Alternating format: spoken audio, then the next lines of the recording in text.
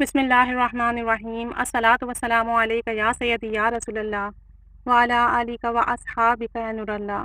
درود شریف کے فضائل و برکات۔ درود شریف کا ایک مشاہدہ سماعت فرمائیے۔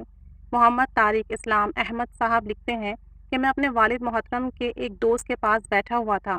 انہوں نے دینی باتیں کرنی شروع کر دیں۔ وقت گزرنے کا احساس ہی نہ ہوا۔ وقت گزرنے کے ساتھ ساتھ ان باتوں میں اتنی دلچسپی بڑھی کہ ماحول گرم ہو گیا۔ اپنے مشاہدات بتانے لگے۔ پھر مجھ سے پوچھا کہ آپ کیا پڑھتے ہو؟ میں نے کہا انکل جی میں صرف درود شریف پڑھتا ہوں، اس کے علاوہ اور کوئی وظیفہ نہیں پڑھتا۔ کہنے لگے میں تمہیں اپنی زندگی کے کچھ خواب بتاتا ہوں۔ مجھے دیکھ کر بھی قرآن پاک پڑھنا نہیں آتا، یعنی کہ میں نے قرآن پاک کی تعلیم حاصل نہیں کی، میں دیکھ کر قرآن شریف نہیں پڑھ سکتا۔ دینی تعلیم سے نا واقف تھا، یہاں تک کہ دنیاوی تعلیم سے بھی بالکل خالی تھا۔ ایک مرتبہ میں تنہائی میں بیٹھا تو خود سے باتیں کرنے لگا، جو کہ ان کی ذات ہے، تمہیں تو دیکھ کر بھی قرآن پڑھنا نہیں آتا، قبر میں کیا منہ دکھاؤ گے؟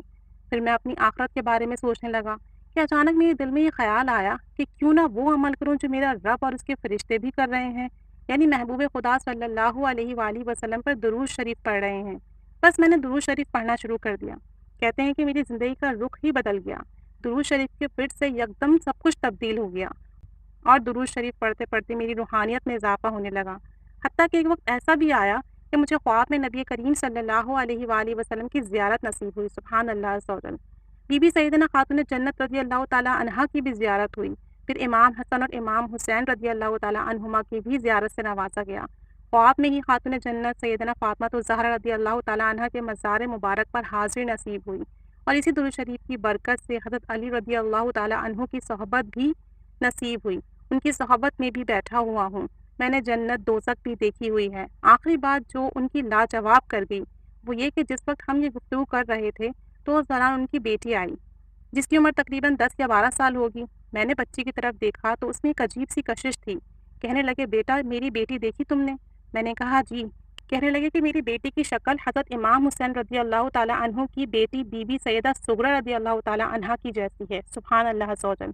کہتے ہیں ان کی بات کا یقین مجھے اس طرح ہوا کیونکہ جب میری نگاہ اس بچی پر پڑی تو ایک عجیب سی کشش اس کے چہرے پر دیکھی تھی میں نے۔ پھر کہنے لگے کہ بیٹا یہ سارا کمال درود شریف کا ہے، مجھے اتنا کچھ ملا کہ میں بتا نہیں سکتا۔ میں نے ہر ایک چیز درود شریف کی برکت سے حاصل کی ہے۔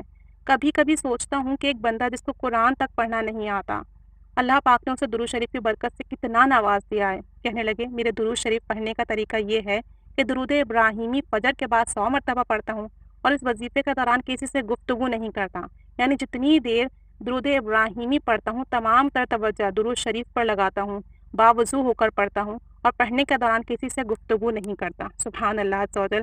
کیا کہنے درود شریف کے، درود شریف کی برکت سے ان صاحب کو کیا کچھ نہیں ملا۔